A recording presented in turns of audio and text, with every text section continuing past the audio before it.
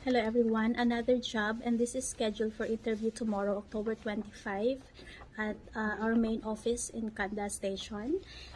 This job is the work description for this is installation refrigerator installation, and this the working area for this is in Kawagoe City in Saitama.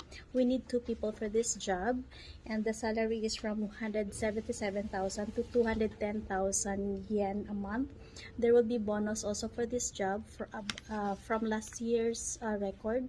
The company is giving twice a year bonus. So if you are interested for this job, again, this is an installation of refrigerators. This is located at Kawagoe City in Saitama.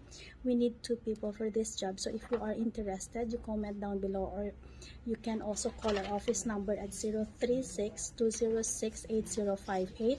If you are far from our office, we also conduct online interview. You can request also.